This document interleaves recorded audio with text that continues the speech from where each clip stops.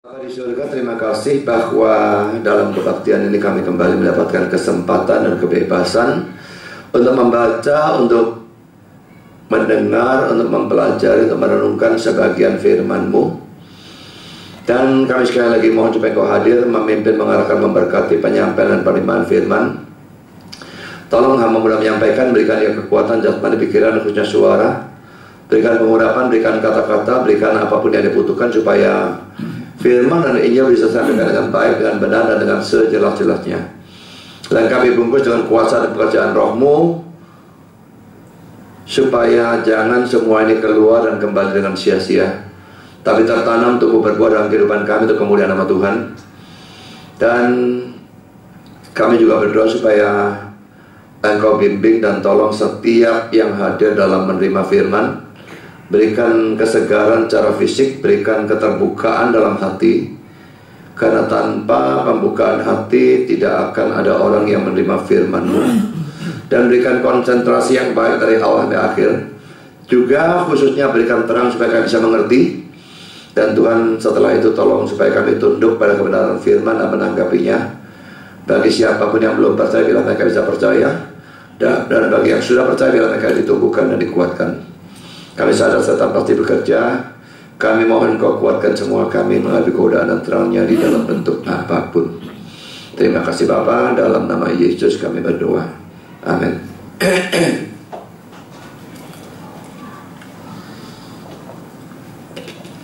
Kita membaca Kejadian pasal yang ke-30, ayat yang ke-25 sampai dengan ayat yang ke-43. Setelah Rahel melahirkan Yusuf, berkatalah Yakub kepada Laban, izinkanlah aku pergi supaya aku pulang ke tempat kelahiranku dan ke negeriku. Berikanlah istri-istriku dan anak-anakku yang menjadi upahku selama aku bekerja padamu, supaya aku pulang, sebab engkau tahu betapa keras aku bekerja padamu. Tetapi Laban berkata kepadanya, sekiranya aku mendapat kasih-Mu, telah nyata kepadaku bahwa Tuhan memberkati aku karena engkau. Lagi katanya, tentukanlah upahmu yang harus kubayar, maka aku akan memberikannya. Saud Yakub kepadanya, engkau sendiri tahu bagaimana aku bekerja padamu dan bagaimana keadaan ternakmu dalam penjagaanku, sebab harta milikmu tidak begitu banyak sebelum aku datang. Tapi sekarang telah berkembang dengan sangat dan Tuhan telah memberkati engkau sejak aku berada di sini. Jadi bilakah dapat aku bekerja untuk rumah tanggaku sendiri? Kata Laban, apakah yang harus kuberikan kepadamu? Jawab Yakub, tidak usah kau berikan apa-apa kepadaku. Aku mau lagi menggembalakan kambing dombamu dan menjaganya. Asal engkau mengizinkan hal ini kepadaku. Hari ini aku akan lewat dari tengah-tengah segala kambing dombamu, dan akan mengasingkan dari situ setiap binatang yang berbintik-bintik dan berbelang-belang. Segala domba yang hitam dan segala kambing yang berbelang-belang dan berbintik-bintik, itulah upahku. Dan kejujuranku akan terbukti di kemudian hari apabila kau datang memeriksa upahku. Segala yang tidak berbintik-bintik atau berbelang-belang dari di antara kambing-kambing dan yang tidak hitam di antara domba-domba, anggaplah itu tercuri olehku. Kemudian kata Laban, baik, jadilah seperti perkataanmu itu. Lalu diasingkannya lah pada hari itu kambing-kambing jantan yang bercoreng-coreng dan berbelang-belang, dan segala kambing yang berbintik-bintik dan berbelang-belang, segala yang ada warna putih pada badannya, serta segala yang hitam di antara domba-domba. Dan diserahkannya lah semuanya itu kepada anak-anaknya untuk dijaga. Kemudian Laban menentukan jarak 3 hari perjalanan jauhnya antara dia dan Yakub. Maka tetaplah Yakub menggembalakan kambing domba yang tinggal itu. Lalu Yakub mengambil dahan hijau dari pohon hawar, pohon badam dan pohon berangan. Dikupasnya lah dahan-dahan itu sehingga berbelang-belang, sampai yang putihnya kelihatan. Ia meletakkan dahan-dahan yang dikupasnya itu dalam balungan, dalam tempat minum kemana kambing domba itu datang minum, sehingga tepat di depan kambing domba itu. Adapun kambing domba itu suka berkelamin pada waktu datang minum. Jika kambing domba itu berkelamin dekat dahan-dahan itu, maka anaknya bercoreng-coreng, berbintik-bintik dan berbelang-belang. Kemudian Yakub memisahkan domba-domba itu, dihadapkannya kepala-kepala kambing domba itu kepada yang bercoreng-coreng dan kepada yang bercoreng-coreng dan kepada segala yang hitam di antara kambing domba Laban. Demikianlah ia beroleh kumpulan-kumpulan hewan baginya sendiri, dan tidak ditempatkannya pada kambing domba Laban. Dan setiap kali apabila berkelamin kambing domba yang kuat, maka Yakub meletakkan dahan-dahan itu ke dalam palungan di depan mata kambing domba itu, supaya berkelamin dekat dahan-dahan itu. Tetapi apabila datang kambing domba yang lemah, ia tidak meletakkan dahan-dahan itu ke dalamnya. Jadi hewan yang lemah untuk Laban dan yang kuat untuk Yakub. Maka sangatlah bertambah-tambah harta Yakub, dan ia mempunyai banyak kambing domba, budak perempuan dan laki-laki, unta dan keledai. Saudara, bagian pertama dari cerita ini jelas menunjukkan bahwa Tuhan memberkati Laban karena Yakub. Yakub telah tinggal kira-kira 14 tahun di rumah Laban, dan selama itu Tuhan memberkati Laban karena Yakub. Saudara, ini diakui oleh pertama Laban sendiri dalam ayat 27 ya. Kita baca, tetapi Laban berkata kepadanya, sekiranya aku mendapat kasih-Mu, telah nyata kepadaku bahwa Tuhan memberkati aku karena Engkau. Saudara, Yakub orang beriman, Laban beriman atau enggak itu agak perlu diragukan. Tetapi kalau saya yakin imannya itu iman yang kacau balau. Dia jelas punya terafim, semacam patung berhala yang nanti dicuri oleh Rahel dan sebagainya. Jadi kalau Laban bagaimanapun saya harus anggap dia sebagai orang Kristen KTP gitu lah ya. Jadi tidak ada sebetulnya dia betul-betul punya Tuhan, biarpun dia sebut nama Tuhan atau Yahweh atau apapun, tapi betul-betul beriman saya tidak yakin sama sekali. Tapi Yakub jelas adalah orang beriman, dengan dia ada di rumah Laban. Laban kecipratan berkat dari Tuhan gara-gara kehadiran Yakub orang beriman di antara rumah tangganya Laban. Yang kedua, saudara, ini diakui oleh Yakub juga dalam ayat 29 ayat 30. Saat Yakub kepadanya, engkau sendiri tahu bagaimana aku bekerja padamu dan bagaimana keadaan ternakmu dalam penjagaanku. Sebab harta milikmu tidak begitu banyak sebelum aku datang, tapi sekarang telah berkembang dengan sangat, dan Tuhan telah memberkati engkau sejak aku berada di sini. Jadi, bilakah aku dapat aku bekerja untuk rumah tanggaku sendiri? Jadi saudara, Yakub memang bekerja keras untuk Laban, itu ayat 29. Tetapi saudara, perkembangan ternak Laban Yakub akui sebagai berkat dari Tuhan di dalam ayat yang ke-30. Saya bandingkan hal ini dengan 1 Korintus 3 ayat 6 dan ayat 7 ya, dimana ini kata-kata Paulus untuk jemaat Korintus. Aku menanam, Apolos menyiram, tetapi Allah yang memberi pertumbuhan. Karena yang penting bukan yang menanam atau yang menyiram, melainkan Allah yang memberi pertumbuhan. Sudah jelas manusianya harus melakukan sesuatu ya. Manusianya harus bekerja bahkan semaksimal mungkin. Apolosnya menanam, Apolosnya menyiram. Jadi kasarnya kalau dalam bahasa sehari-hari, Paulusnya memberitakan Injil, itu yang menanam itu ya. Lalu Apolosnya menyiram, itu yang memberikan pengajaran untuk menumbuhkan. Jadi dua-dua bekerja. Penginjilan untuk mempertobatkan orang yang belum percaya, lalu pengajaran untuk menumbuhkan orang yang sudah percaya. Tapi saudara, biarpun Paulus mengatakan aku nanam, Apolos nyiram, tapi Allah yang memberi pertumbuhan. Dan yang penting kata dia, bukan yang nanam atau yang nyiram.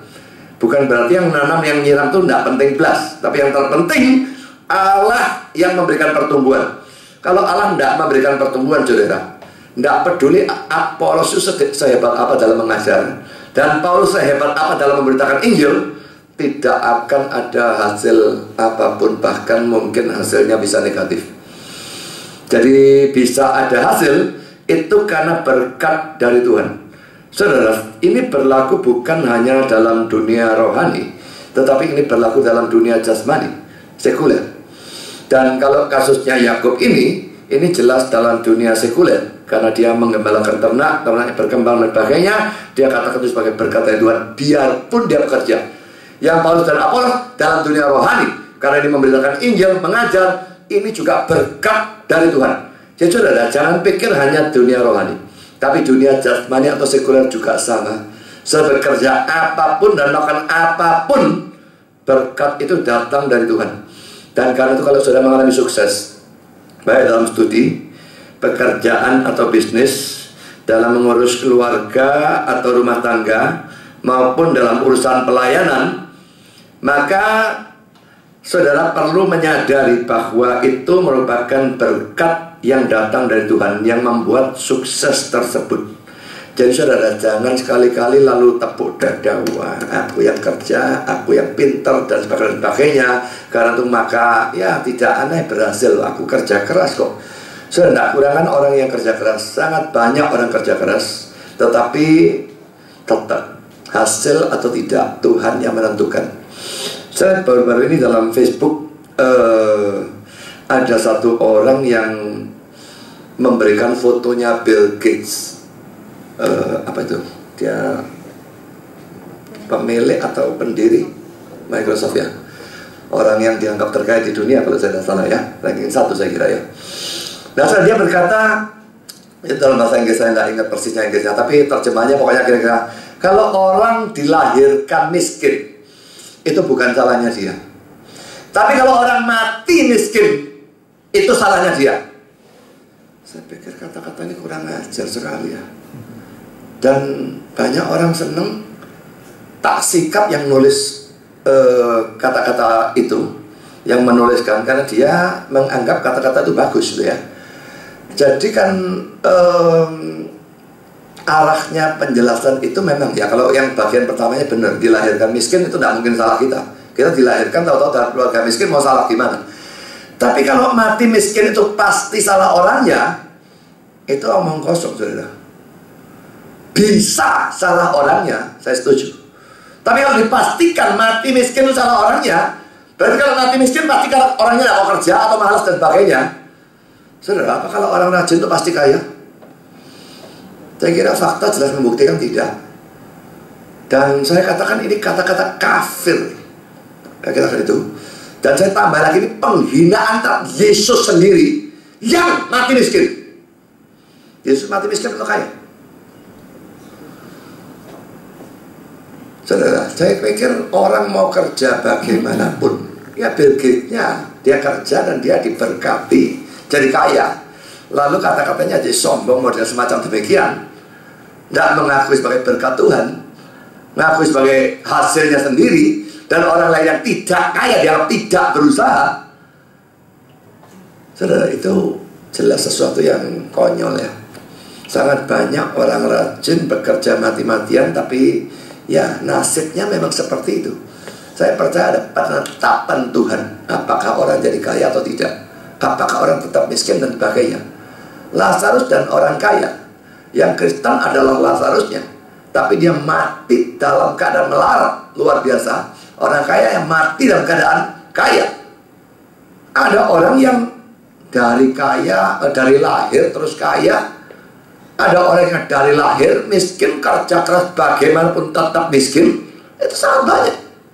Jadi mengatakan kata-kata seperti itu omong kosong. Dari sudut pandang manusia kelihatannya tergantung manusianya. Tapi pada waktu kita melihat faktanya, betul-betul dari sudut pandang Tuhan, orang menjadi kaya atau menjadi miskin, itu pasti Tuhan menetapkan, Tuhan yang mengatur. Dan kita tidak bisa iri hati pada orang lain. Tuhan mengatur, dia punya hikmatnya sendiri. Kalau dia memberikan kemiskinan kepada saudara, tidak peduli berapapun kerasnya saudara bekerja, ya dia menganggap itu baik. Kalau saudara anak Tuhan, ya jadi tidak perlu ngomel, tidak perlu apapun. Tidak boleh juga bersikap apatis. Oh, ditetapkan Tuhan, istilah itu tidak usah kerja lah. Tidak perlu melarat ya melarat, nasi aku ngoyo kerja ditetapkan melarat ya melarat. Nah ini tidak boleh ya. Teologi reform percaya kedaulatan Allah yang menetapkan segala sesuatu, dan percaya juga tanggung jawab manusia melakukan yang terbaik sesuai dengan firman. Kalau sampai kepingin kaya lalu pergi ke dukun minta pesogen, itu kebablasan saudara. Tapi bekerja keras mati-matian harus dengan cara yang benar. Tidak boleh nipu orang, tidak boleh curang dan sebagainya. Kerja keras, kerja tapi dengan benar, tetap bisa kaya, bisa tetap miskin. Ya, apakah saya tidak kerja keras dalam urusan gereja, tapi jemaat kita ya sakit-sakitin dong. Istra yang malah ngambil bahan saya, jemaatnya dia 10 kali lipat lebih dari kita, 400-500 orang saudara. Dan bahkan dia mulainya start dibandingkan gereja ini, dia 1 tahun lebih lambat, kita 1 tahun lebih dulu. Jemaat dia 10 kali lipat. Yang kerja lebih keras saya sebetulnya. Saya yang belajar, dia cuma ambil bahan saya. Dia belajar juga, tapi belajar di bahan saya. Belajar lain cuma sedikit. Jadi saudara, memang ada penetapan dari Tuhan dalam hal itu jelas sekali. Karena itu, kalau ada waktu saudara mengalami sukses dalam hal apapun, jangan anggap itu hasil saudara. Jangan lupa bersyukur pada Tuhan dan menggunakan sukses itu untuk lebih menyenangkan Tuhan dan lebih memuliakan Tuhan. Saudara, juga dari persoalan Laban yang diberkati gara-gara Yakub yang orang beriman ada dalam rumahnya, maka kita bisa mengambil kesimpulannya bahwa kadang-kadang Tuhan itu memberikan berkat kepada orang yang bukan anaknya karena ada seorang anak Tuhan di sana. Dia memberkati anaknya ini, tapi yang bukan anaknya kecipratan berkat. Tapi saudara jangan lupa ya, kadang-kadang bisa terbalik. Kalau ada orang berbaik hati, orang kafir gitu ya, ataupun kafir ataupun Kristen ya, dia berbaik hati menerima seorang anak Tuhan, maka kadang-kadang kita bisa melihat sisi jeleknya, yaitu si penerima itu menghadapi serangan setan. Coba kita lihat contohnya di dalam Kisah Rasul 17 ayat 5 sampai ayat 7 ya. Tetapi orang-orang Yahudi menjadi iri hati dan dibantu oleh beberapa penjahat dari antara petualang-petualang besar. Mereka mengadakan keributan dan mengacau kota itu. Mereka menyerbu rumah Yason dengan maksud menghadapkan Paulus dan Silas kepada sidang rakyat. Yason terima Paulus dan Silas. Ya, Paulus dan Silas Rasul diterima di rumahnya. Mereka menyerbu rumahnya Yason. Tapi ketika mereka tidak menemukan keduanya, mereka menyeret Yason dan beberapa saudara ke hadapan pembesar-pembesar kota sambil berteriak katanya, orang-orang yang dunia telah datang juga kemari. Dan Yason menerima mereka menumpang di rumahnya. Mereka semua bertindak melawan ketetapan kaisar dan sebagainya. Ya saudara, Yason ini kelihatannya memang anak Tuhan di sini. Dia terima Paulus dan Silas. Orang-orang mau nyerbu Paulus Silas, Paulus Silas tidak ada, dia yang kena. Jadi saudara, bisa sekali menghadapi seperti itu. Tapi hari ini saudara, kita melihat sisi baiknya, di mana orang yang menerima anak Tuhan itu diberkati oleh Tuhan. Jadi saudara, kadang-kadang bisa diberkati, kadang-kadang bisa justru terima akibat buruk begitu ya. Kalau saudara terima anak Tuhan atau berbaik hati kepada seorang anak Tuhan atau hamba Tuhan, kadang-kadang bisa terima berkat, kadang bisa terima yang buruk, kadang-kadang bisa silih berganti. Gak tahu mau nerima anak Tuhan atau enggak enaknya ya. Anak Tuhan, waduh risiko yang terima saya ngelak, mati aku. Tapi lah bisa terima yang baik juga. Ya enggak tahu terima yang mana. Ya. Hal dimana seseorang menerima anak Tuhan lalu diberkati, itu terjadi berulang kali. Saya berikan beberapa contoh yang lain ya. Kalau tadi Laban terima Yakub, dia diberkati. Maka contoh yang lain adalah Potifar pada waktu menerima Yusuf. Ini dalam Kejadian 39 yang nanti belakangan akan kita pelajari. Kita baca Kejadian 39 ayat 5. Sejak ia atau Potifar memberikan kuasa dalam rumahnya dan atas segala miliknya kepada Yusuf, Tuhan memberkati orang Mesir itu karena Yusuf. Sehingga berkat Tuhan ada atas segala miliknya, baik yang di rumah maupun yang di ladang. Potifar jelas-jelas orang kafir, tapi gara-gara dia terima Yusuf, jadikan penguasa di rumahnya, Tuhan berkati dia. Berkat sekuler memang, tapi tetap dia diberkati. Contoh yang lain, janda di Sarfat, ini orang yang percaya sebetulnya, karena dia menerima hamba Tuhan seorang nabi yaitu Elia dalam 1 Raja 17 ayat 7 sampai ayat 16. Tapi sesudah beberapa waktu sungai itu menjadi kering sebab hujan tiada turun di negeri itu. Maka datanglah firman Tuhan kepada Elia, bersiaplah pergi ke Sarfat yang termasuk wilayah Sidon, dan diamlah di sana. Ketahuilah aku telah memerintahkan seorang janda untuk memberi kau makan. Sesudah ia bersiap lalu pergi ke Sarfat. Setelah ia sampai ke pintu gerbang kota itu, tampaklah di sana seorang janda sedang mengumpulkan kayu api. Ia berseru pada perempuan itu, katanya, cobalah ambil bagiku sedikit air dalam kendi supaya aku minum. Ketika perempuan itu pergi mengambilnya, ia berseru lagi, cobalah ambil juga bagiku sepotong roti. Perempuan itu menjawab, demi Tuhan Allahku yang hidup, sesungguhnya tidak ada roti padaku sedikit pun kecuali segenggam tepung dalam tempayan dan sedikit minyak dan buli-buli. Dan sekarang aku sedang mengumpulkan 2-3 potong kayu api. Kemudian aku mau pulang dan mengolahnya bagiku dan bagi anakku. Dan setelah kami makannya, maka kami akan mati. Ini bahaya kelaparan. Makanya tinggal cuma itu. Dimasak, mau makan, setelah itu ya sudah ada lagi, mereka akan mati. Ya, itu pemikiran dia. Tapi Elia berkata kepadaku, jangan takut. Pulanglah, buatlah seperti yang kau katakan. Tetapi buatlah lebih dahulu bagiku sepotong roti bundar kecil daripadanya, dan bawalah kepadaku. Barulah kemudian kau buat bagimu dan bagi anakmu. Coba saudara, kalau ada pendeta ngomong begini sama saudara gimana? Makan aku tinggalin. Jangan dimakan kamu dulu. Kasih aku dulu, baru kamu buat untuk kamu. Besok ya Tuhan kayak gini. Gendeng, kurang ajar, berangsang. Kamu egois banget, minta awakmu dulu, baru aku belakang. Betul, aku dulu kamu. Tapi saya kira saudara Elia jelas mengatakan kata-kata ini biarpun serius, tapi ini dalam bentuk suatu ujian. Mau mendahulukan hamba Tuhan, mendahulukan hamba Tuhan sama dengan mendahulukan Tuhan. Ya, kalau dia melakukan itu untuk hamba Tuhan, dia melakukan Tuhan, maka dia akan diberkati. Jadi saudara, itu sebenarnya suatu ujian, jelas bukan suatu egoisme atau apapun. Kita lihat ayat 14. Sebab beginilah firman Tuhan Allah Israel, tepung dalam tempayan itu tidak akan habis, dan minyak dalam buli-buli itu pun tidak akan berkurang sampai pada waktu Tuhan memberi hujan ke atas muka bumi. Lalu pergilah perempuan itu dan berbuat seperti yang dikatakan Elia. Maka perempuan itu dan dia serta anak perempuan itu mendapat makan beberapa waktu lamanya. Tepung dalam tempayan itu tidak habis dan minyak dalam buli-buli tidak berkurang, seperti firman Tuhan yang diucapkannya dengan perantaraan Elia. Nah, saudara, dia terima hamba Tuhan, dan dia mendahulukan hamba Tuhan itu. Bukan cuma Elianya diberkati, dia diberkati juga. Kalau tidak dia mati kan. Tapi tepungnya tidak habis-habis, diambil terus ada lagi, diambil terus ada lagi. Minyaknya juga demikian. Terus sampai melewati masa kelaparan 3,5 tahun, dia bisa bertahan. Jadi saudara, ini sesuatu yang dimana orang yang adalah anak Tuhan terima seorang hamba Tuhan, mendahulukan hamba Tuhan lebih dari dia, dia diberkati, dia melampaui masa, melewati masa kelaparan itu dengan selamat.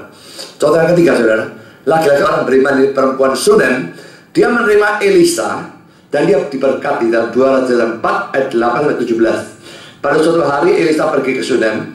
Di sana tinggal seorang perempuan kaya yang mengundang dia makan. Dan beberapa kali dalam perjalanan singgahlah ia ke sana untuk makan. Berkatalah perempuan itu kepada suaminya, sesungguhnya aku sudah tahu bahwa orang yang selalu datang kepada kita itu adalah abdi Allah yang kudus.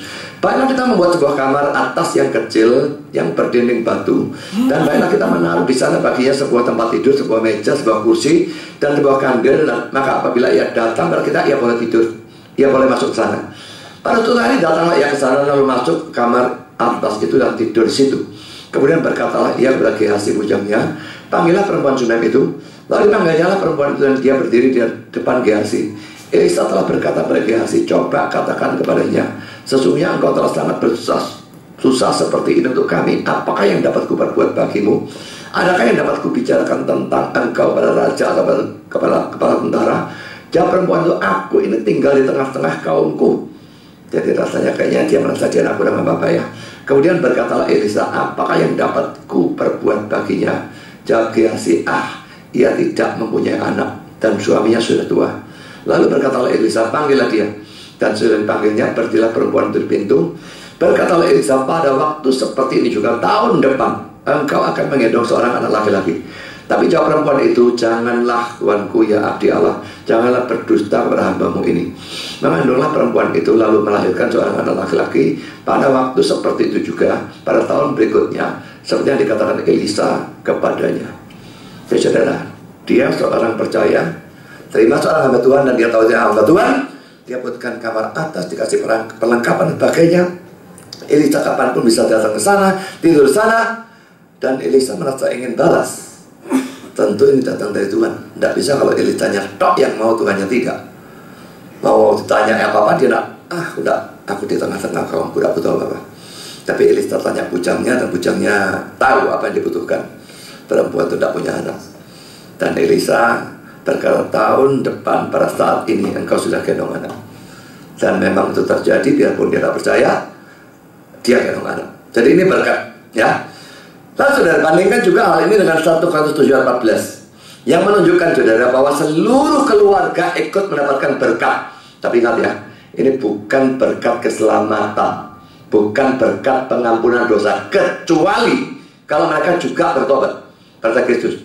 Tapi kalau hanya sekedar satu orang percaya, yang lain bisa diberkati, tapi tidak dalam bentuk berkat keselamatan. Kecuali kalau satu menginjil dan semua percaya, ya terima. Tapi kalau enggak, bisa tetap berkat, tapi bukan betul-betul berkat keselamatan atau pengampunan dosa. Satu orang Kristen di dalam satu keluarga dapat berkat. Saudara, hati-hati menafsirkan ayat ini ya. 1 Korintus 7 ayat yang ke-14. Karena suami yang tidak beriman itu dikuduskan oleh istrinya. Istrinya beriman ya. Dan istri yang tidak beriman itu dikuduskan oleh suaminya. Ini kalau kasusnya suaminya beriman. Andai kata tidak demikian, niscaya anak-anakmu adalah anak-anak jemaat, tapi sekarang mereka adalah anak-anak kudus. Saudara, jadi ini adalah satu keluarga di mana salah satu jadi Kristen. Ini bukan izin, oh boleh kalau gitu ya, Kristen kawin dengan tidak Kristen. Bukan gitu ya. Jadi ini adalah suatu pernikahan yang dimana awalnya dua-dua kafir, lalu punya anak dan sebagainya, tapi salah satu menjadi Kristen. Dan terjadi kasus ini, suami tidak beriman, istri beriman, maka istrinya dikatakan menguduskan suaminya, atau terbalik, istrinya yang tidak beriman dikuduskan oleh suaminya yang beriman. Anak-anaknya pun menjadi anak kudus. Tapi saudara, apa artinya kudus? Apa berarti mereka disucikan? Tidak.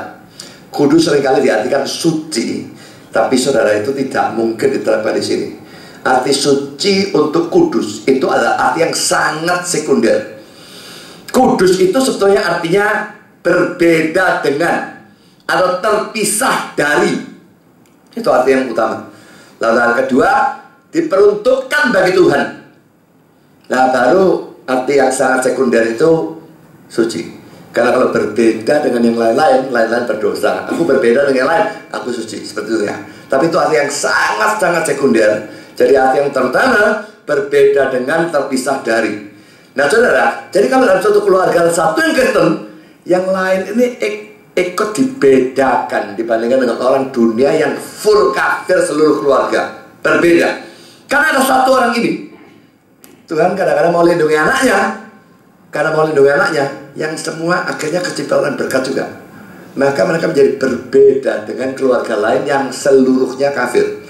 Ya, tapi bukan berarti yang tidak percaya ikut diselamatkan atau ikut disucikan oleh darah Kristus. Tidak. Ya, berkatnya tidak sampai sejauh itu, kecuali yang beriman menginjili lalu keluarganya percaya juga, maka mereka juga tentu saja mendapatkan pengampunan dosa dan keselamatan. Ya saudara, dari semua ini kita melihat ya, bahwa seseorang yang berbuat baik kepada seorang hamba Tuhan memang bisa terima bencana, bisa katut bencananya yang mau diserangkan oleh setan kepada hamba Tuhan itu, maka semuanya katut semua. Ayub itu saleh, gara-gara dia saleh seluruh keluarganya amblas tidak karu-karuan, anaknya mati semua. Jadi saudara, bisa terjadi seperti itu, tapi bisa juga terjadi sebaliknya. Ada satu orang yang saleh diterima, maka seluruhnya dapat berkat. Itu memungkinkan. Karena saudara, kalau selama ini saudara takut berbuat baik kepada orang Kristen, tidak harus hamba Tuhan ya, orang Kristen jati, saudara berbuat baik karena dia Kristen, saudara pasti dapat berkatnya. Kalau tidak sekarang, nanti. Kalau sekarang saya kayak dapat kutuknya toh, tidak apa-apa saudara, berimanlah. Kalau tindakan itu saudara lakukan demi Tuhan, tidak bisa tidak, Tuhan akan berkati. Bisa sekarang, bisa nanti setelah kehidupan ini berakhir. Dan andai kata sekarang ini justru yang diterima adalah serangan setan, tidak perlu takut. Kalau saya takut, nah ini mundur gara-gara setan, ini bukan suatu tindakan yang benar ya. Jadi tetap harus mau melakukan kebaikan terhadap seorang anak Tuhan karena dia anak Tuhan. Jadi saudara, alasannya itu harus karena dia anak Tuhan. Dengan demikian saya melakukan kebaikan itu demi Tuhan sendiri. Itu yang betul-betul baik. Kan saudara, kita masuk pada poin yang kedua, di mana kita melihat Laban itu menahan Yakub yang mau pulang. So, pertama Yakub itu mau pulang. Kenapa saudara? Ini cuma beberapa perkiraan saja ya. Ada beberapa kemungkinan. Pertama, dia merasakan Laban sebagai orang yang kejam, pelit ya. Kejam dalam arti bukan memukuli dia, tapi kejam dalam arti pelit di dalam memberikan dia upah dan sebagainya. Jadi ini yang pertama, tak kerasan sama orang model seperti ini, Soro ini. Dia diberkati kata-kata aku ngasih apa gimana kayak, tapi labanya kejam, dia senang. Lalu kedua, kemungkinannya rindu kepada orang tuanya. Saudara, 14 tahun sudah sejak dia meninggalkan Ribka dan Ishak, dan kangen pada orang tuanya yang sangat masuk akal. Lalu poin yang ketiga itu saya yakin sekali, Yakub menerima janji Tuhan tentang tanah Kanaan. Dan sekarang dia ada di mana? Dia bukan di Kanaan. Janji Tuhan tanah Kanaan kok. Dia harus kembali ke sana, lebih dari sana. Jadi saudara, ini alasan-alasan yang memungkinkan mengapa Yakub mau pulang. Sekarang yang kedua saudara, Laban menahan Yakub yang kepingin pulang itu. Dari ayat 27-28 kita baca sekali lagi. Tetapi Laban berkata kepadanya, sekiranya aku mendapat kasihmu, telah nyata kepadaku bahwa Tuhan memberkati aku karena engkau. Lagi katanya, tentukanlah upahmu yang harus kubayar, maka aku akan memberikannya. Saudara, tentu saja dia melakukan ini bukan demi Yakub ya. Bahkan bukan demi Leah dan Rahel yang adalah anak-anaknya dia. Bukan juga demi anak-anak Yakub yang adalah cucunya dia. Orang ini tidak peduli siapapun, jadi orang ini egois. Anaknya boleh katakan dijual tuh ya. Dia melakukan ini demi dia sendiri. Ketamakannya membuat dia orang yang luar biasa egoisnya. Saudara, orang lakukan apapun untuk dapat duit, bahkan anaknya dijual. Di Facebook ini ada orang buat thread gitu ya. Bagaimana kira-kira hukumnya kalau di dalam daerah-daerah tertentu atau suku-suku tertentu, pada waktu orang mau kawin dengan seorang gadis, orang tua si gadis itu minta mahar ya, sebut mas kawin gitu ya. Dan beberapa orang minta mahar itu dalam jumlah yang sangat gede.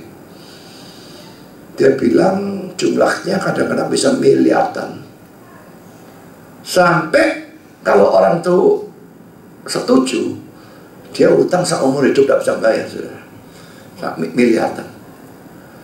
Saya komentari secara guyonan, ya kalau anaknya Miss Universe ya gak apa-apa lah, miliaran cocok gitu ya.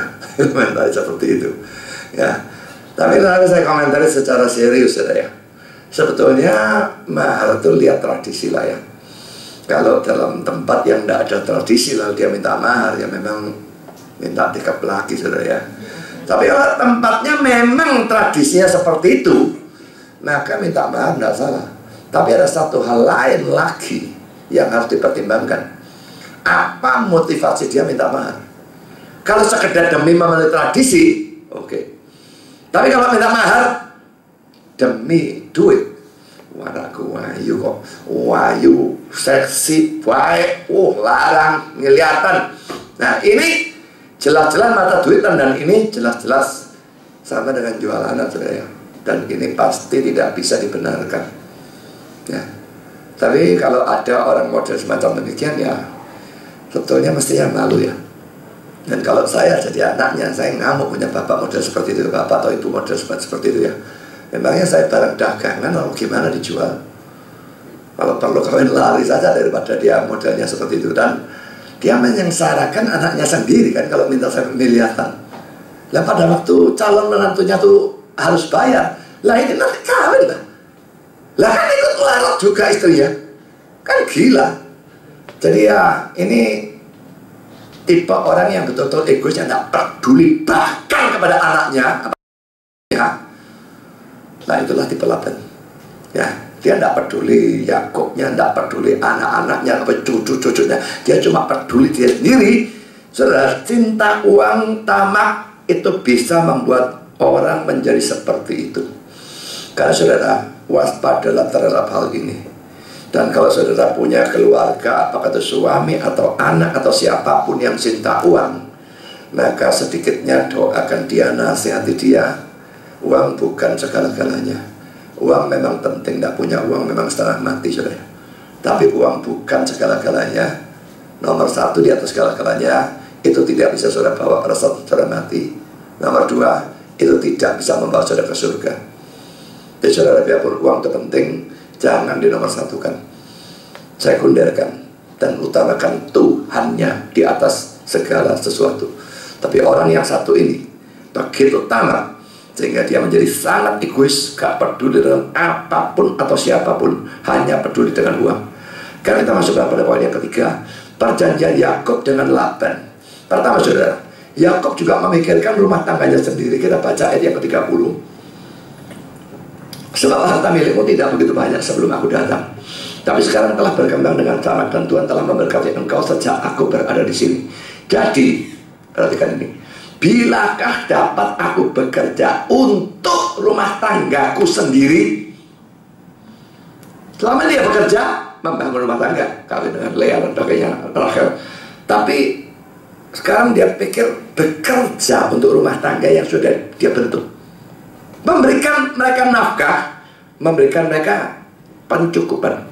Ini memang kewajiban dari seseorang ya. Mari kita lihat 1 Timotius 5 ayat 8. Tetapi jika ada seorang yang tidak memeliharakan sanak saudaranya, apalagi seisi rumahnya, orang itu murtad dan lebih buruk dari orang yang tidak beriman. Saudara, di satu sisi jangan ekstrem ke sebelah kiri, dengan terus pikirkan keluarga atau pekerjaan sehingga tidak ada waktu untuk Tuhan. Tapi sebaliknya saudara, ekstrem ke sebelah kanan, dengan terus mengurusi gereja atau pelayanan dan mengabaikan pekerjaan atau keluarga, itu jelas-jelas juga salah. Setiap orang Kristen menurut saya harus menjaga keseimbangan ini, dan kita betul-betul sangat butuh hikmat dari Tuhan. Keseimbangannya di mana? Nggak gampang saudara, khususnya untuk hamba Tuhan itu sangat tidak gampang. Terlalu berat pada pelayanan pekerjaan Tuhan dan gereja, keluarga dan duitnya berantakan semua. Tapi terlalu ke sini, imannya dan keluarga berantakan. Dan ini harus dijaga. Sangat tidak gampang saudara. Untuk siapapun ini sangat tidak gampang. Dan mintalah hikmat Tuhan, di mana batasnya.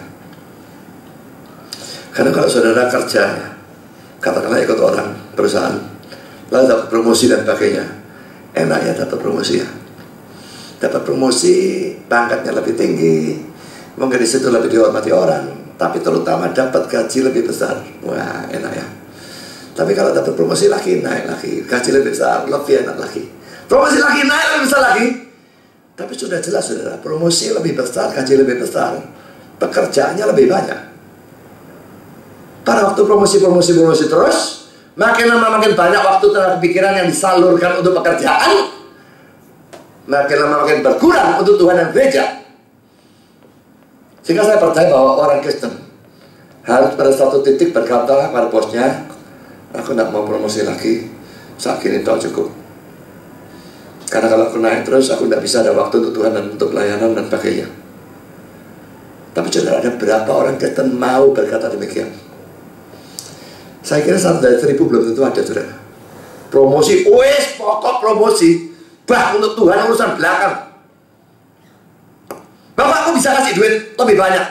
Saudara, apakah Tuhan mau duitnya tok? Tuhan tidak butuh duit. Kalau gereja secara manusia butuh duit, Tuhannya tidak saudara. Dan Tuhan bisa berikan duit dari sudut lain. Tuhan mau duitnya kalau saudara memberikan dengan cara yang benar, yaitu kehidupan saudara yang pertama-tama dipersembahkan, baru duit saudara nyusul. Bukan duit saudara dipersembahkan dan kehidupannya tarik. Tidak ada yang seperti itu Tuhan mau. Kalau orang hidupnya tidak, kalau orang tidak berkenan sama Tuhan, Tuhan tidak mau terima persembahan dari orang seperti itu. Gereja tidak bisa bedakan, gereja terima saja. Tapi Tuhannya tidak mau, dalam arti dia tidak akan anggap sebagai persembahan. Dia tidak akan berkati persembahan yang model seperti itu. Kehidupannya tarik, duitnya kok datang. Pikirnya Tuhan bisa sokot seperti itu, dia tidak mau. Jadi saudara, ini keseimbangan yang harus ada. Dan kita sangat butuh hikmat. Di mana batasnya? Berdoalah banyak untuk hal itu, supaya Roh Kudus berikan saudara hikmat dan menentukan seberapa banyak waktu untuk pekerjaan, berapa banyak waktu untuk Tuhan dan gereja dan sebagainya. Sekarang kita masuk poin kedua. Laban menanyakan kepada Yakub apa yang Yakub minta sebagai upah. Ayat 31 ayat. Kata Laban, apakah yang harus kuberikan kepadamu? Dia tanya, mau apa? Ya, dan sekarang kita melihat dalam poin ketiga, Yakub memberikan usul ayat 31b sampai dengan 33. Jawab Yakub, tidak usah kau berikan apa-apa kepadaku. Aku mau lagi mengembalakan kambing dombamu dan menjaganya, asal engkau mengizinkan hal ini kepadaku. Hari ini aku akan lewat dari tengah-tengah segala kambing dombamu dan akan mengasingkan dari situ setiap binatang yang berbintik-bintik dan berbelang-belang, segala domba yang hitam dan segala kambing yang berbelang-belang dan berbintik-bintik. Itulah upahku. Dan kejujuranku akan terbukti di kemudian hari apabila kau datang memeriksa upahku. Segala yang tidak berbintik-bintik atau berbelang-belang di antara kambing-kambing dan yang tidak hitam di antara domba-domba, anggaplah itu tercuri olehku. Saudara, kalau kita membandingkan ini dengan Kejadian 31 ayat 10 sampai 12, maka kita bisa simpulkan bahwa Yakub kok tahu-tahu bisa usulin dari mana? Bukan dari dia sendiri, saudara. Dia mengusulkan ini, saya yakin, atas petunjuk atau perintah dari Tuhan. Kita lihat dalam pasal selanjutnya. Mari kita baca di sini ya, Kejadian 31 ayat 10 sampai 12. Ini pada waktu Yakub dengan kedua istrinya, Lea dan Rachel, berbicara. Ya. Dia menceritakan, kayaknya dia sharing gitu ya. Sudah bisa baca seluruh pasalnya lebih bagus, tapi saya pikir tidak usah di sini. Dia berkata demikian, pada suatu kali pada masa kambing domba suka berkelamin, maka aku bermimpi dan melihat. Bermimpi, ya, dan Tuhan kasih petunjuk melalui mimpi ya. Melihat bahwa jantan-jantan yang menjantani kambing domba itu bercoreng-coreng, berbintik-bintik dan berbelang-belang. Dan malaikat Allah berfirman kepadaku dalam mimpi itu, Yakub, jawabku, ya Tuhan. Lalu ia berfirman, angkatlah mukamu dan lihatlah bahwa segala jantan yang menjantani kambing domba itu bercoreng-coreng, berbintik-bintik dan berbelang-belang. Sebab telah kulihat semua yang dilakukan oleh Laban itu kepadamu. Jadi cerita itu memang ceritanya belakangan, tapi pasti terjadi sebelum saat ini, di mana dia minta itu kepada Laban. Jadi saudara, dia bukan minta sembarang minta, dia minta atas petunjuk Tuhan. Tapi saudara, permintaannya ini permintaan yang sangat tidak normal sebetulnya. Mengapa saudara? Perlu saudara ketahui bahwa pertama, dia tadi minta domba yang warna hitam untuk dia ya.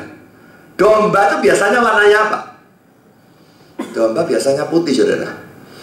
Mungkin 95% atau lebih warna putih. Domba hitam saudara lihat di mana? Nek kambing banyak hitam, malah domba tidak ada hitam. Suka cari domba hitam, mestinya ada. Kalau tidak, tidak apa-apa. Tapi pada umumnya domba itu putih. Kita lihat dalam ayat ini ya, Mazmur 147 ayat 16. Ia menurunkan salju seperti bulu domba. Salju warna putih, seperti bulu domba, dari bulu dombanya putih. Yesaya 1 ayat 18.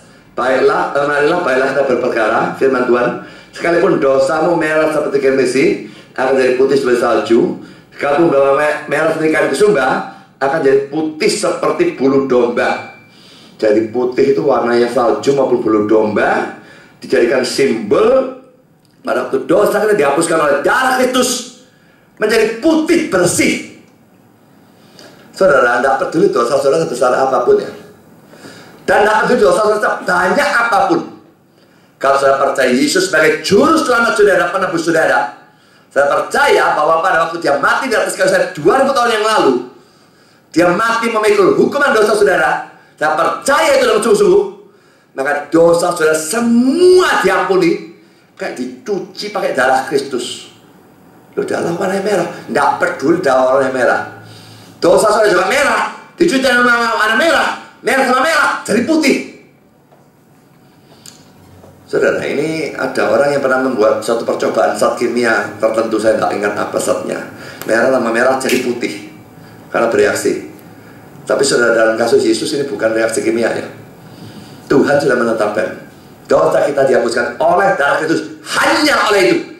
Tidak pernah Tuhan memutuskan dosa dihapus oleh perbuatan baik. Itu dianut oleh seadanya agama dan seadanya sekte di luar Kristen. Tapi yang sungguh-sungguh tidak, harus dengan darah Kristus. Dengan darah Kristus, sehitam apapun, semerah apapun, semua jadi putih seperti salju. Makanya saudara, kenapa penjahat yang mati di sebelah Yesus bisa masuk surga? Dia jadi bajingan seumur hidup, bertobat detik-detik terakhir, dan dia masuk surga.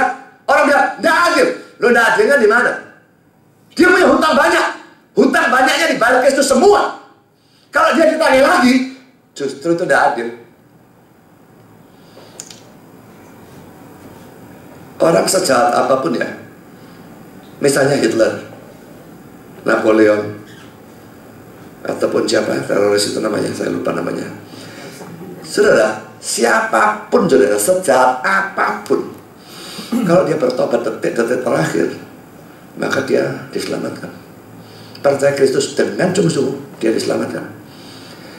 Kalau orang itu pernah bunuh keluarga saudara, kalau orang itu pernah culik dan perkosa anak perempuan saudara, lalu dia bertobat detik terakhir dan dia ke surga, saya yakin saudara tidak terima Quran.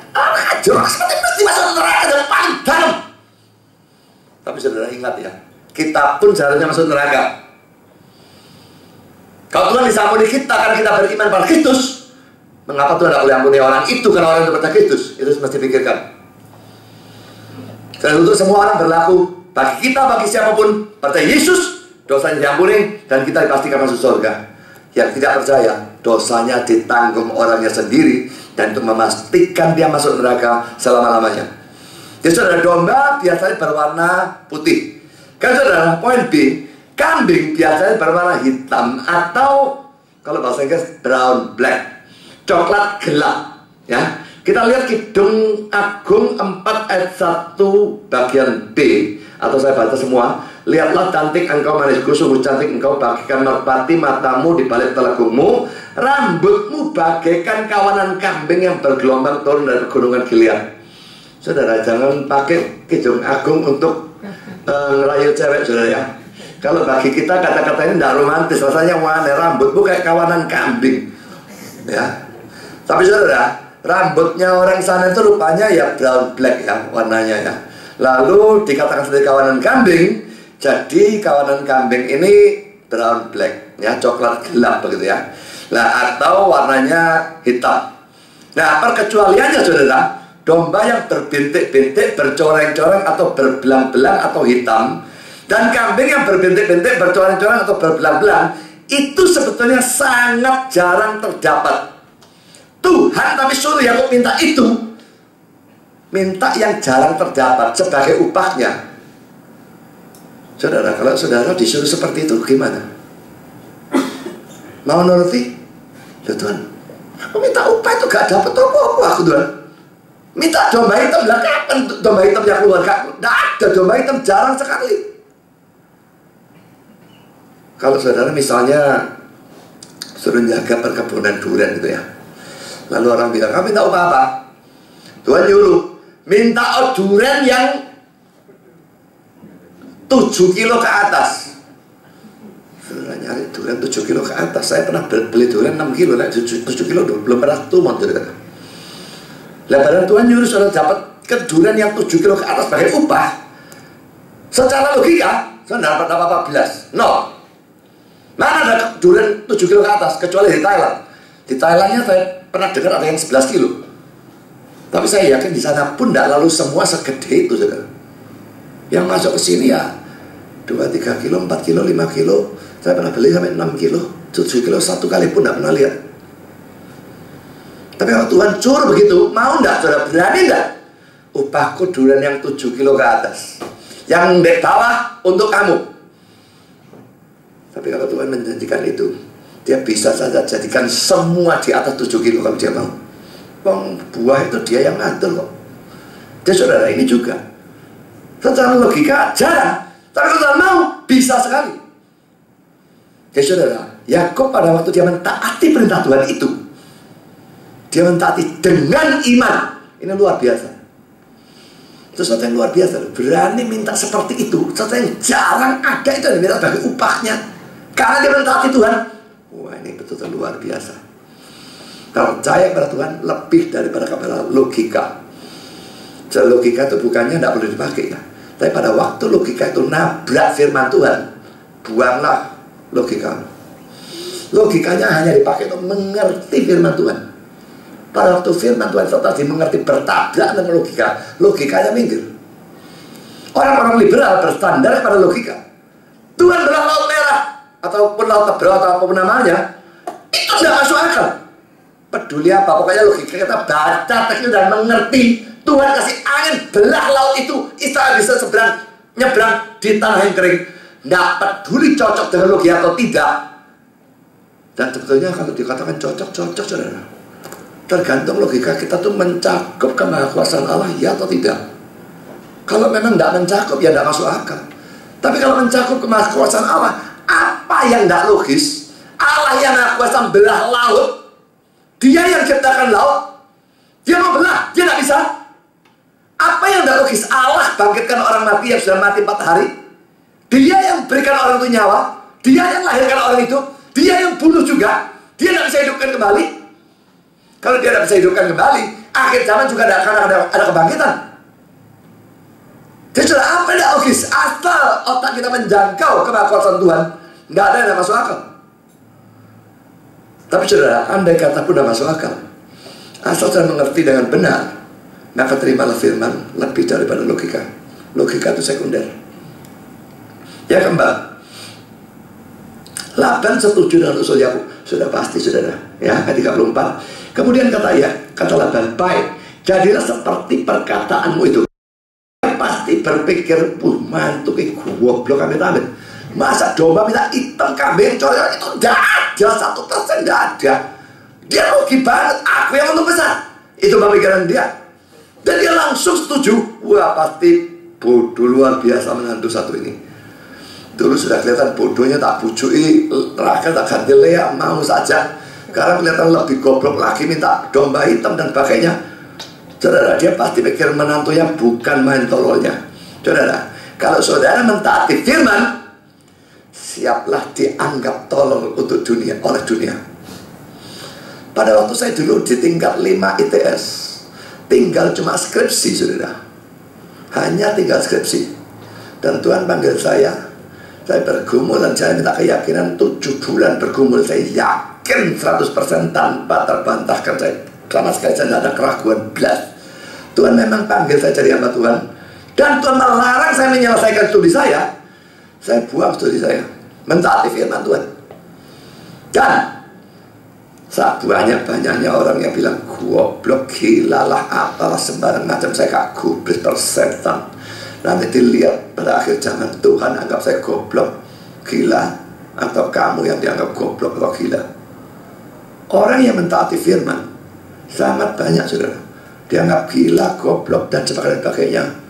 Tapi saudara, kita, yang penting bagi kita adalah Tuhan menilai kita bagaimana, bukan orang menilai kita bagaimana.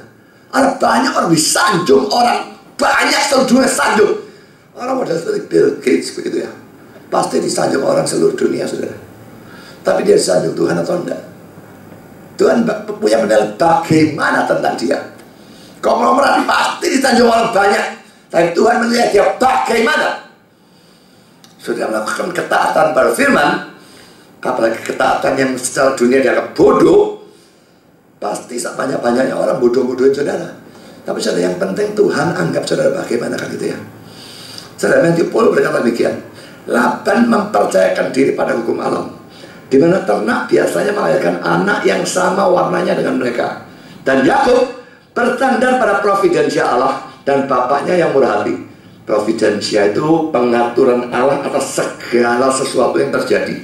Ya, jadi kalau Laban hukum alam, dombaku putih-putih kabeh kok anaknya mesti putih. Jadi kambingnya tidak bercolong-colong, anaknya mana bisa bercolong-colong, tidak mungkin lah. Dia bersandar hukum alam. Tapi aku percaya firman Tuhan, dan Tuhan bisa mengatur segala sesuatu. Dia percaya pada providence of God, providensia Allah, pengaturan Allah, kemurahan dari bapaknya. Saudara, yang mana lebih bijaksana? Karena secara dunia jelas Laban lebih pintar. Secara rohani Yakub yang lebih bijaksana. Dalam hidup saudara, dalam persoalan pekerjaan atau pelayanan atau apapun, saudara lebih mirip Laban atau lebih mirip Yakub? Bersandar pada hukum alam atau bersandar kepada firman Tuhan? Yang mana? Sekarang poin keempat, saudara. Pelaksanaan dan hasil perjanjian. Pertama, saudara, 35. Lalu diasingkannya lah pada hari itu kambing-kambing jantan yang bercorong-corong dan berbelang-belang, dan segala kambing yang berbintik-bintik dan berbelang-belang, Segala yang ada warna putih pada badannya serta segala yang hitam di antara domba-domba, dan diserahkannya lah semua itu kepada anak-anaknya untuk jaga. Ternak yang dipisahkan itu untuk siapa? Kalau untuk Yakub, mengapa dijaga oleh anak-anak Laban? Ada dua pandangan sudah. Ternak ini siapa ya? Pertama, ternak ini untuk ternak Yakub. Dijaga anak-anak Laban karena Yakub sendiri harus menjaga ternaknya Laban. Sedangkan anak Yakub sendiri masih terlalu kecil. Ingat baru 7 tahun ya. Dia punya anaknya ya. Yang 7 tahunnya pertama belum kawin ya, 7 tahun kerja untuk dapatkan Rahel diganti dengan Lea. Lalu dia tetap diberi Rahel, kerja 7 tahun lagi. 7 tahun ini punya anak. Jadi anaknya paling banter umur 7. Tidak bisa lebih. 6 bahkan. Mengandungnya 9 bulan. Jadi anaknya terlalu kecil sudah ya. Ternak Yakub tapi dijaga oleh anak-anak Laban. Kedua saudara, ternak ini tetap milik Laban. Ini pandangan kedua. Dan karena itu dijaga oleh anak-anak Laban. Lalu mengapa dipisahkan? Supaya ternak yang dijaga oleh Yakub tinggal domba yang putih saja dan kambing yang hitam saja. Dengan demikian tentu kemungkinan lahirnya ternak seperti dalam ayat 32 menjadi lebih kecil, dan upah Yakub bisa ditekan serendah mungkin. Ini menunjukkan betapa tamak dan kurang ajarnya Laban itu. Saya lebih condong pada pandangan ini sekalipun tidak bisa pastikan gitu ya. Saya kira ini bukan hal yang terlalu penting. Sekarang poin kedua, ayat 36.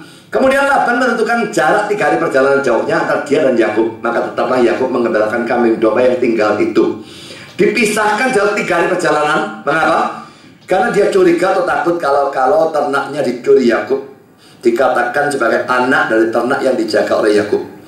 Saudara, orang yang suka berdusta atau menipu orang lain biasanya juga adalah orang yang suka curiga dan mengira bahwa orang lain pasti akan melakukan hal yang sama seperti yang biasa dia lakukan, yaitu berdusta dan menipu dirinya.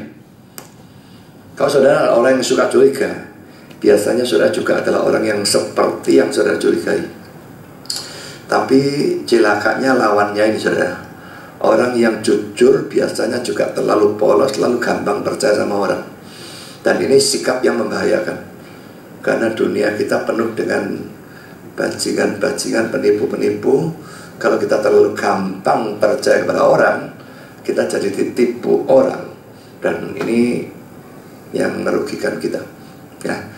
Memang terlalu gampang curiga itu buruk, tapi terlalu gampang percaya itu juga akan merugikan. Sekarang poin ketiga saudara, ayat 37 sampai dengan ayat 43. Kita baca sedikit demi sedikit ya. Poin A, ayat 37 sampai 39. Lalu Yakub mengambil dahan hijau dari pohon hawar, pohon badam dan pohon berangan. Dikupasnya lah dahan-dahan itu sehingga berbelang-belang. Tidak tahu bagaimana dikupas baik berbelang-belang apa. Dikupas dikit, dibiarkan dikit. Ya pokoknya dahannya jadi berbelang-belang sampai yang putihnya kelihatan. Ia meletakkan dahan-dahan yang dikupasnya itu dalam palungan, dalam tempat minum, kemana kambing domba itu datang minum, sehingga tepat di depan kambing domba itu. Adapun kambing domba itu suka berkelamin pada waktu datang minum.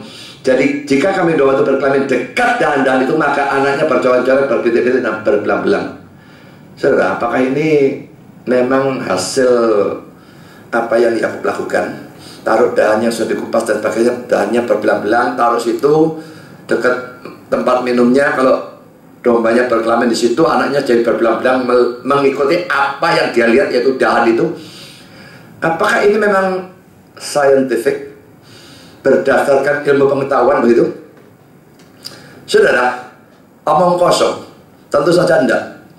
Pada zaman itu saudara, ini cuma suatu kepercayaan, dan ini kepercayaan yang salah, boleh dikatakan tahyul, yang beranggapan bahwa apa yang dilihat oleh ternak pada saat dia berkelamin akan berpengaruh pada anaknya. Bahkan bagaimana tidak tahu, tapi apa yang dia lihat itu mempengaruhi anaknya bakal bagaimana. Nah, Yakub punya pikiran itu, jadi mungkin ini ilmu pengetahuan dalam tanda petik pada zaman itu. Dan dia bekerja menurut ilmu pengetahuan pada zaman itu. Jadi dia pakai dahan-dahan yang berbelang-belang, taruh di sana pada waktu dombanya berkelamin, maka anaknya jadi seperti itu. Tapi saudara, Kejadian 31 ayat 12 secara implisit menunjukkan bahwa Yakub melakukan hal itu atas petunjuk Tuhan. Ya, coba kita lihat, ini ayat tadi sudah kita baca, kita baca lagi ya. Pada suatu kali pada masa kambing domba itu suka berkelamin, maka aku bermimpi dan melihat bahwa jantan-jantan yang menjantani kambing domba itu bercoreng-coreng, berbeda-beda, belang-belang. Dan malaikat Tuhan berfirman kepadaku dalam mimpi itu, Yakub, jawabku ya Tuhan. Lalu ia berfirman, angkatlah mukamu dan lihatlah. Dan segala jantan yang menjantani kambing domba itu bercoreng-coreng, berbeda-beda, berbelang-belang, sebab telah kulihat semua yang dilakukan oleh Laban kepadamu. Saudara, memang tidak ada eksplisit ya, suka berikan dana dan sebagainya, tapi jelas ada petunjuk seperti itu. Mungkin juga caranya Tuhan yang suruh, saya nggak ngerti. Tapi yang jelas dia taat pada firman ini, dia minta ini sebagai upahnya, itu saya kira sudah cukup. Jadi bisa terjadi betul-betul anaknya itu keluar berbelang-belang seperti dahan yang dilihat oleh si kambing atau si domba itu. Ini menurut saya bukan hukum alam atau apapun ya. Ini merupakan suatu mukjizat, tidak bisa tidak. Tuhan ngatur seperti itu, dan ini mukjizat terjadi karena ketaatan pada petunjuk Tuhan. Kalau demikian saudara, jelas ini tidak berlaku umum ya. Dalam arti tidak bisa ditiru oleh orang lain. Jadi kalau saudara punya 2 anjing putih, lalu saudara kepingin anaknya belang-belang, lalu niru cari ranting dikasih belang-belang, taruh dia waktu berkelamin, taruh sampai mati lah. Tidak bakal keluar belang-belang, putih keluar putih. Kalau bapak ibunya putih keluar tak putih itu jelas ada sesuatu yang aneh saudara ya. Itu mesti ada mukjizat. Jadi saudara, ini tidak berlaku umum, tidak bisa tiru orang lain. Tapi saudara, Dr. Paul Yonggi Cho, dia ganti namanya ya, sekarang bukan Paul apa? David ya, David Yonggi Cho, gendeng. Dulu PB, sekarang nanti PL sekarang. Nah, mundur lagi sampai zaman Abraham lama-lama. Dia tafsirkan teks ini secara salah dan menggunakan sebagai dasar dari ajarannya tentang dimensi keempat. Dia menulis sebuah buku saudara, dimensi keempat atau the fourth dimension. Dan buku itu ngajar kurang lebih seperti ini ya. Kalau saya berdoa minta sesuatu, katakanlah saya berdoa minta mobil. Nggak bisa saya berdoa minta mobil Tuhan. Menurut dia, Tuhannya nggak ngerti mobil apa yang kamu minta itu. Menggambarkannya masih detail. Aku minta Ferrari warna merah, mobil sport, dan sebagainya. Wah, detail semua. Itu pun belum cukup. Saya mesti membayangkan. Bayangkan mobil Ferrari-nya, wah, sudah ada di garasi saudara. Lalu saya bayangkan saya naik mobil Ferrari itu, dan sebagainya. Pokoknya dibayangkan, soalnya betul-betul punya. Maka itu yang katanya dia adalah tenaga dimensi keempat yang membuat doa saudara dikabulkan. Dia dapat pemikiran gila itu dari mana saudara? Satu ayat dasar diambil dari Kejadian pasal 15. Pada waktu Abraham itu disuruh, dia ragu-ragu ya, punya anak enggak itu, disuruh Tuhan lihat bintang-bintang di langit. Maka Paul Yonggi itu menuliskan dalam bukunya, Abraham lihat bintang-bintang di langit, dan bintang tahu jadi kepalanya bayi. Bintang tahu jadi kepala bayi. Dan ini kekuatan dimensi keempat membuat doanya Abraham minta anak itu terkabul. Di mana bintangnya dari kepala bayi? Alkitabnya Paul Yonggi itu buat sendiri. Di antara saya tidak ada soalnya bintang dari kepala bayi. Dia cuma lihat. Dia percaya firman Tuhan. Tidak ada pembayangan apapun bintang dari kepala bayi. Tapi itulah penafsiran orang yang namanya eisegesis ya. Nafsir itu mestinya exegesis. Ex itu out of, keluar dari. Jadi ayat dibahas sampai mengeluarkan arti. Nah itu yang benar. Tapi eis itu into the text ya. Jadi pandangannya ada dulu. Ditanya ayat dasar, mati kalau ayat dasarnya apa? Nyari ayat, dipaksa-paksakan pandangannya masuk ke dalam ayat itu, sehingga ayatnya sebetulnya tidak mengeluarkan itu, tapi keluar seperti itu. Dan ini banyak ya, kalau prakteknya atau ajarannya sudah ada, dasar ayatnya tidak ada, lalu diserang, akhirnya keluar model seperti itu. Kalau sudah debat dengan Katolik atau debat dengan orang-orang yang tidak karu-karuan segala macam, saudara, mesti akan terjadi exegesis karena mereka tidak punya ayat. Tidak punya ayat gimana? Yang maksakan ayat untuk artinya menjadi seperti yang dia mau. Dan ayat lain yang dipakai oleh Paul Yonggi adalah kasus Yakub ini. Lihat, ini kambingnya kasih. Lihat berbelang-belang, wajah di berbelang-belang. Memangnya kambingnya berdoa? Atau Yakub yang dia maksudkan, Yakub yang berdoa? Tapi kalau Yakub berdoa, yang lihat berbelang-belang itu kambingnya kok, ditaruh di tempat berkelamin kambingnya kok. Nggak usah dilihat kambingnya kan? Dilihat Yakubnya saja. Kenapa harus tunjukkan kambingnya? Nggak cocok sama sekali, saudara. Ya. Jadi ini pakai dasar dari dimensi keempat itu nonsens, nggak karu-karuan, itu laki-laki eisegesis, dan itu jelas ajaran ngawur total. Kalau saya berdoa minta saja, nggak ada keharusan apapun saya membayangkan ini, membayangkan itu. Lah nek membayangkan naik mobil nggak apa-apa, nek minta bojo, membayangkan bojo lalu membayangkan hubungan seks, dosa sudah, saudara. Nggak lucu. Jadi ini ajaran agak sinting kok. Tapi pengikut orang sinting ini dulu saja 1 juta, saya nggak tahu berapa sekarang. Jadi orang yang ajar tidak karu-karuan sesuai dengan nubuat Paulus ya. Akhir zaman orang akan tutup telinga bagi kebenaran, buka bagi dongeng, kumpulkan nabi-nabi busuk palsu untuk menyenangkan telinganya. Saya kira itu sudah terjadi zaman ini, biarpun makin lama makin parah. Makin lama makin tidak akan ada orang mau dengar kebenaran. Tapi kalau dengar dongeng konyol model begitu, laris.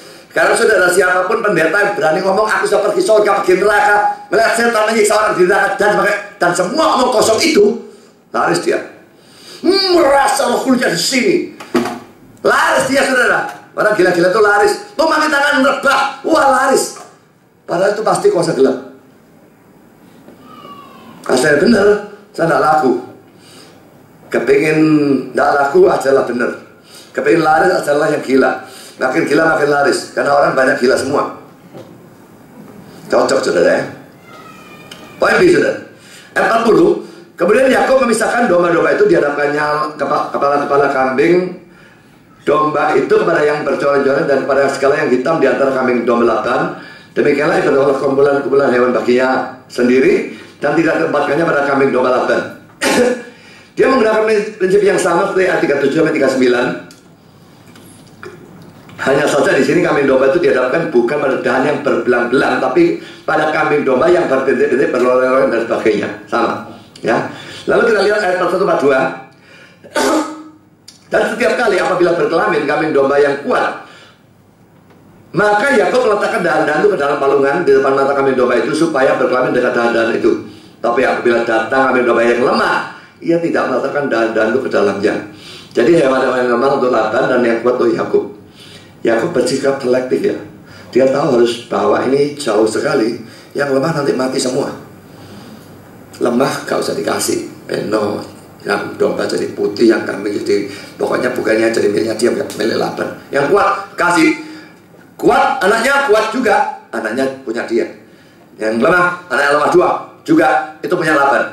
Dia saudara, dia hanya pilih yang kuat-kuat saja, biarkan yang lemah untuk Laban. Kalau semua jadi milik dia juga. Ini pasti ada sesuatu yang gak beres kalau semua jadi warnanya seperti yang diminta oleh Yakub. Tetap harus ada bagiannya Laban, tapi yang lemah dikasihkan sana, yang kuat dia melalui dia. Tapi saya kira dia tidak melakukan kecurangan apapun di sini sebenarnya. Poin di ayat 43, maka sangatlah bertambah-tambah harta Yakub dan ia mempunyai banyak kambing domba, budak perempuan dan laki-laki, unta dan keledai. Akhirnya Yakub punya banyak tanah dan budak, jadi kaya oleh berkat Tuhan. Saudara, pada zaman itu punya budak itu sesuatu yang biasa ya. Ini anak Tuhan, ya boleh dikatakan nabi betulnya ya. Tapi punya budak. Coba kalau sekarang saya punya budak, kira-kira jadi apa omongan di luar? Orang Kristen biasa saja lah punya budak. Jadi apa omongannya kira-kira? Tapi pada saat itu saudara, orang punya budak itu sesuatu yang lumrah. Jadi saudara, dosa yang membudaya oleh Tuhan itu agak ditoleransi. Dan dalam perjanjian lama, bahkan sampai zaman perjanjian baru ya, ada dua dosa yang sangat membudaya. Pertama adalah orang punya budak, dan kedua adalah poligami. Karena itu kalau saudara melihat dalam perjanjian lama poligami, tidak pernah ada orang ditegur karena poligami. Salomo ditegur bukan karena poligami, Tapi karena istri-istrinya istri-istri asing, itu salah yang disalahkan. Tapi poligami ada benar tegur. Apa tidak salah? Salah. Adam ciptakan Allah ciptakan satu Adam dan satu Hawa. Dia tidak pernah ciptakan satu Adam dan banyak Hawa. Jadi secara prinsip jelas salah. Saya kenapa tidak ditegur? Karena itu membudaya. Lah, penyembahan berhala itu kelewat batas. Tidak peduli kalau dalam hal itu, tidak peduli membudaya bagaimanapun, itu dia tidak mau terima. Jadi tetap itu dilabrak habis-habisan. Tapi kalau poligami ataupun punya budak itu jelas tidak kasih ya. Itu bertentangan hukum kasih kan.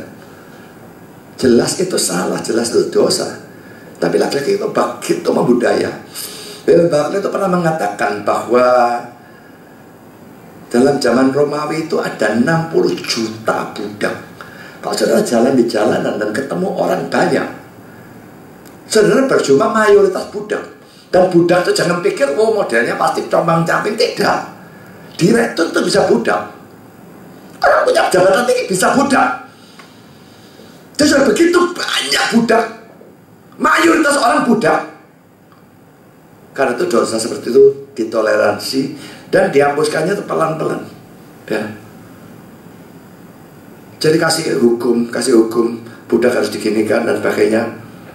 Tidak berarti bahwa budak diizinkan. Tapi Tuhan tahu itu terjadi. Kalau dia langsung, dok, mulai sekarang budak, tidak boleh. Budaknya berontak semua. Justru dibunuh semua sama majikannya. Buyar, saudara. Maka dia membuang itu perlahan-lahan, saudara. Ya. Perbudakan maupun poligami itu dibuang pelan-pelan. Jadi kalau dosa itu memang membudaya, biasanya memang dia ada semacam toleransi.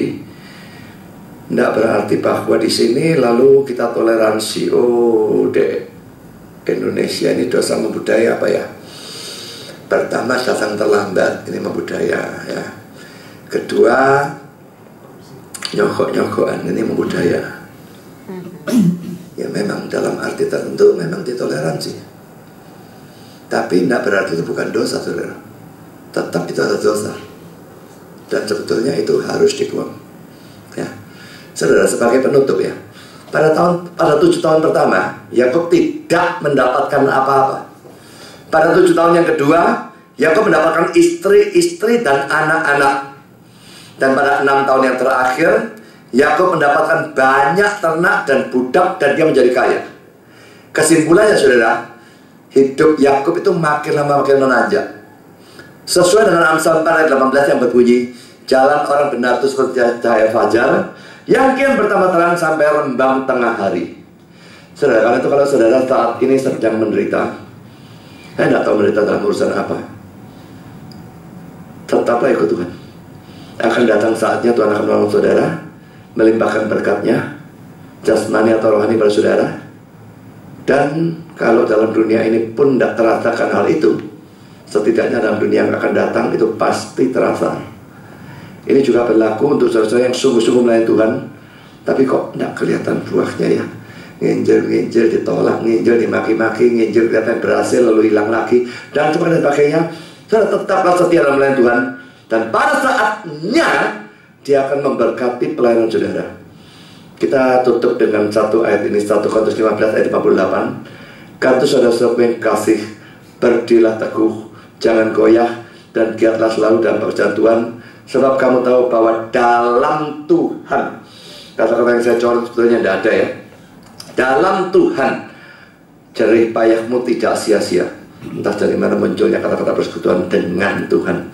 Ini muncul bukan hanya di sini, tapi juga 1 Pasal 15 ayat 21-23 itu juga muncul seperti itu ya saya kira. Jadi seringkali termasuk muncul seperti itu dalam terjemahan kita. Mestinya cuma dalam Tuhan, diterjemahkan dalam persekutuan dengan Tuhan. Saya kira tidak punya hak diterjemahkan model seperti itu, dan tidak ada kitab di bahasa Inggris manapun menerjemahkan seperti itu. Tapi poin saya saudara dengan ayat ini, jangan goyah, giatlah selalu dalam pekerjaan Tuhan. Coba kamu tahu bahwa dalam Tuhan jerih payahmu tidak sia-sia. Bisa kelihatannya sia-sia pada saat sekarang, mungkin bertahun-tahun kelihatannya sia-sia. Tapi saudara tekun, Berdoa, layani dengan benar. Tidak usah tiru orang lain. Waduh, dia dengan cara yang salah justru berhasil. Berhasil lah pandangan orang. Kita perlu berhasil pandangan Tuhan. Tetap hanya dengan benar. Tidak peduli tidak berhasil. Sekarang tidak berhasil. Tapi tidak bisa. Karena janji ini berkata, dalam Tuhan jerih payahmu tidak sia-sia. Dia akan berikan hasilnya lambat ataupun cepat. Tuhan memberkati saudara. Amin. Mari kita berdoa.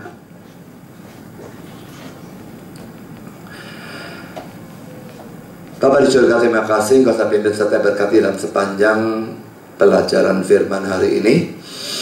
Kami sudah melihat akan kejelekan Laban yang begitu cinta uang, mengorbankan segala sesuatu, mengorbankan orang lain, bahkan anaknya, menantunya, cucu-cucunya, semua hanya demi uang. Kami melihat juga teladan Yakub yang dengan iman mentaati firman yang kelihatannya sangat tidak masuk akal, dan dengan cara itu justru mendapatkan berkat dari Tuhan. Tuhan, memang orang semacam demikian bisa dianggap tolol, tapi biarlah kami mau dianggap tolol demi Engkau. Selama kami memahami firman-Mu dengan benar dan mentaatinya, mengimaninya. Kalau seluruh dunia menganggap kami tolol, biarlah seluruh dunia melakukan itu. Dan biarlah kami bisa bertahan, tetap mentaati Engkau, dengan memikir bahwa penilaian-Mu lah yang penting, bukan penilaian dari manusia yang bisa salah.